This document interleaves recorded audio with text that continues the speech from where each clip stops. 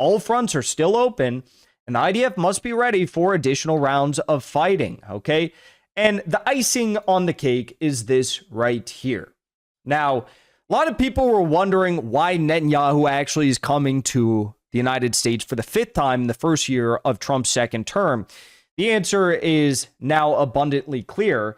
It is not just about talking, Lebanese politics and the Lebanese ceasefire. It is not just about, the Gaza ceasefire and making sure that Israel's upholding their end of the bargain. By the way, Israel murdered more Palestinians in Gaza today, more Palestinians in Gaza yesterday. They bombed a wedding procession this week in Gaza. It's every single day, even though you don't hear about it in the media anymore. So this is not so good, right? This is not so good. We have new breaking news that Israel is making the final arrangements, it looks to be, for another war on Iran. Now, you may have heard that Netanyahu is coming to the United States for the 5th time to meet with Trump once more.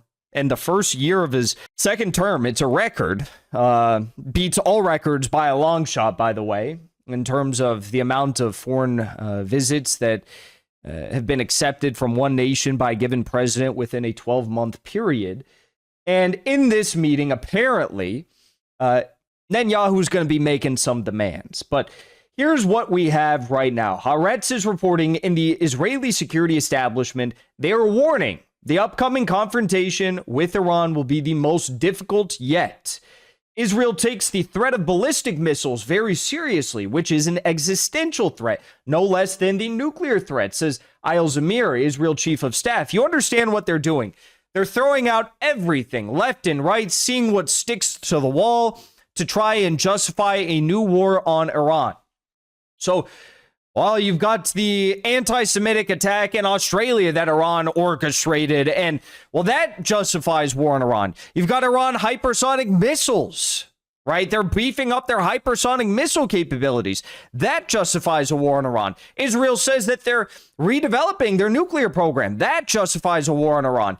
Israel says that they're really helping out Venezuela. Venezuela has become a staging ground for the IRGC. That justifies a war on Iran. They're throwing everything they can in the media against Iran to try and get Trump and his cronies to support another war on Iran. And this time they hope it's going to last much longer than the 12-day war. Okay? Now, you may have missed this, but the U.S. seems to be, in some capacity, in on the game. U.S. seizes ship from China going to Iran amid wider global U.S. attacks on maritime trade. Brian Berletic posted this saying, the U.S. has for years been incrementally ramping up control over international shipping while attacking China's alternative land routes via the Belt and Road Initiative. The U.S. is attacking and incrementally blockading Russian energy exports, Iranian and now Venezuelan tankers, and has now admittedly seized a ship from China to Iran. Now, what was on that ship? If you believe the Israeli media reports, they will tell you precursors to certain weapons, maybe chemical weapons, they'll tell you hypersonic, missile parts, I don't know. But this is the official narrative that's being put out. So the U.S. is already illegally seizing non-sanctioned Chinese vessels en route to Iran. What does that mean? That means that they're doing like a very limited maritime blockade of Iran, seizing non-sanctioned vessels from third-party states, very powerful third-party states, by the way, which is insane and leads me to believe that they are worried and they are preparing for something that is coming. Many Israelis believe another war with Iran is coming. They're saying, well, we can't allow Iran to simply linger as this threat in the region. Jerusalem Post says defense tech nation Israel prepares new spectrum of weapons for the next Iran war.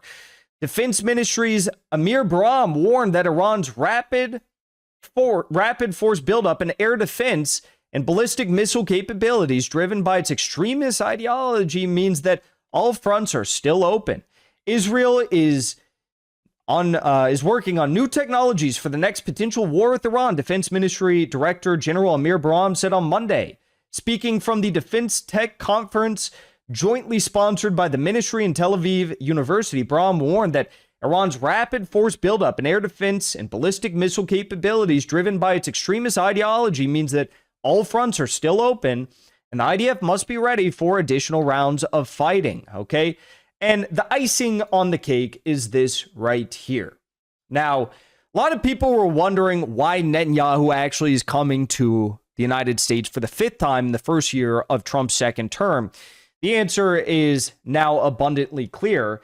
It is not just about talking, Lebanese politics and the Lebanese ceasefire. It is not just about, the Gaza ceasefire and making sure that Israel's upholding their end of the bargain. By the way, Israel murdered more Palestinians in Gaza today, more Palestinians in Gaza yesterday. They bombed a wedding procession this week in Gaza. It's every single day, even though you don't hear about it in the media anymore. It is still happening each and every day. No, what Netanyahu is coming to discuss in particular is new Iran attack plans. They want to do another war on Iran, and they want the U.S. to get involved. This is from the Times of Israel. Jerusalem concerned Tehran could rebuild nuclear program, but primarily worried about potential surge in ballistic missile production to some 3,000 a year, according to NBC. Prime Minister Benjamin Netanyahu will present plans for a possible fresh attack on Iran to U.S. President Donald Trump during his upcoming visit to Washington, NBC News reported Saturday, citing several unnamed officials. According to the report, Israel is growing increasingly concerned that Iran is rebuilding and even expanding its ballistic missile production in the wake of the nation's 12-day war in June. Okay? Israel's also worried that Iran is rebuilding its nuclear enrichment program, which was heavily damaged by Israeli and American strikes, the report added. Now, let me just tell you this. Israel's concerned about these hypersonic missiles. Okay, well, don't start a war with Iran. Because in the first war with Iran, what happened? By day 4 of the war, all of the IDF generals were coming to Netanyahu and saying, sir, we need to ask Donald Trump to negotiate a ceasefire because this is frankly getting out of hand. What did Netanyahu say? I've got a better idea. We'll threaten to drop a nuclear bomb on Iran if the U.S. doesn't come in. Magically, the U.S. joins the cause, joins the effort, right? Well, now you got a bigger problem. Because Iran admitted that they only use about 25% of their missile technology capabilities. They obviously didn't use a lot of their air defense capabilities because there were all these internal drone attacks by Mossad saboteurs who were preying on very vulnerable Afghan impoverished migrants and migrants from other countries. Well, Iran has dealt with a lot of these issues. They deported millions of people. Just to Afghanistan alone, the Afghan migrants, they deported like 1 or 2 million people. Is insane. Makes Trump's deportation numbers look like peanuts, by the way. And this was done under the auspices of protecting the country from future Mossad internal provocations. Because Iran's air defenses, they worked, but they stopped working when they had drones coming from any and all directions blowing up the air defense system. So they said they made a judgment call. They said, we're going to put the air defense systems back in storage, protect them from these drone attacks internally. And we are just going to bomb the shit out of all the targets that we need to hit in Israel to bring an end to this conflict. That's what they did. By day 4, the Israelis were saying we need a ceasefire. Okay. Iran hit the Nevatim air base, the Negev air base. They hit all the most sensitive air bases, the most impenetrable air bases in the world, which are in Israel. They hit all of them with relative ease. They hit all of Israel's ports. They hit their energy sector. They hit their most precious military, industrial, science, and tech sectors and HQ bases. They hit the Unit 8200 base. They hit the Mossad bases. They even were very close to striking Site 81, which is the secret command center of the IDF. And this just goes to show, it's like, well, what do you hope is going to happen in another Iran war? What do you really think is going to happen? Because if Iran has done one thing, it's they've learned from the mistakes, the real mistakes that they made during the 12-day war. Second one's not going to go any better for Israel. Okay, you drop a nuke, now you open up, you open up the nuclear taboo question. Pakistan's got nukes. Saudi Arabia has a joint security agreement with Pakistan. Iran has very big missiles. Do they have nukes? All the officials, sources, even from the U.S. intelligence agencies, say they don't. I can't say I know for certain, right? Put it this way.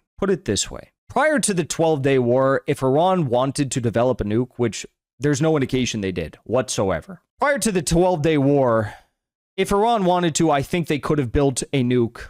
And when I say built a nuke, I mean the final pieces being put together, right? On the warhead being put on the missile, so on and so forth.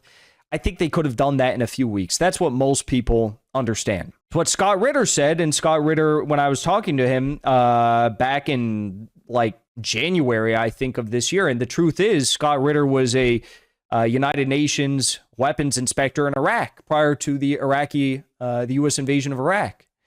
And that's kind of his wheelhouse.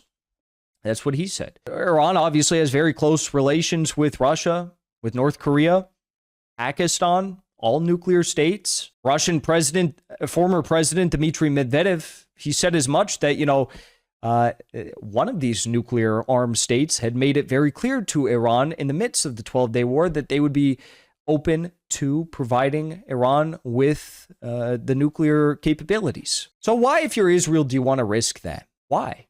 I don't know. IAEA no longer has inspection rights to the Iranian nuclear program. They did that to themselves. They could have just allowed the U.S. to renegotiate the JCPOA, which I, by the way, will come out and say that the JCPOA or JCPOA 2.0 are both bad deals for Iran. They are bad deals for Iran.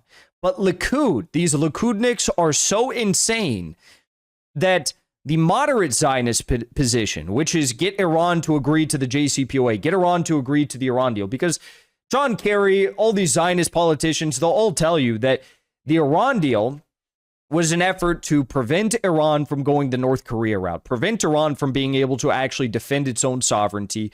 How do you do that? You block Iran from getting nuclear capabilities. You limit, as well, nuclear energy capabilities for civilian use. I mean, nuclear energy is extremely important for pharmaceuticals, for agriculture, obviously energy. You limit their use to these incredible technologies. You limit their capability to properly defend themselves, right? And eventually you weaken them through sanctions. Okay, well, we had the Iran deal, but yeah, you had the Iran deal, and then the U.S. pulled out, and then they reapplied the sanctions on Iran. And what did Iran do? They said, okay, we're still going to maintain our agreement. We're going to enrich our uranium up to a higher threshold now, but we are going to maintain our agreement that the Europeans are still respecting, right?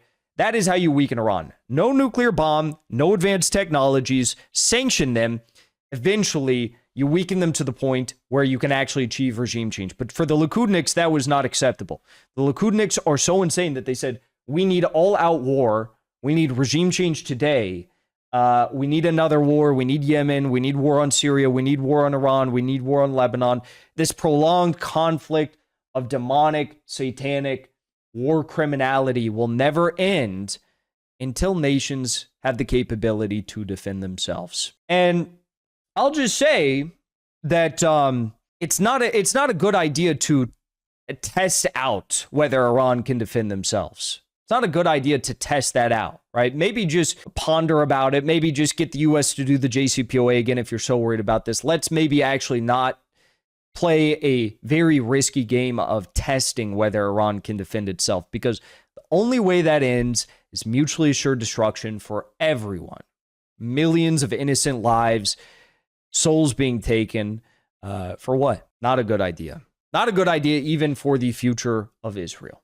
Before you leave, I want to say thank you for the support, because after 2 years of being banned, we are finally back home on YouTube. So be sure to subscribe to our channel and also join as a member on our channel using the link at the top of the description. I rely on the generous support of viewers like yourself to get the truth out to as many people as possible. You can also support the show on Locals or Give Sin Go. The mainstream media and the powers that be are never going to stop attacking us for bringing the truth to as many people as we do.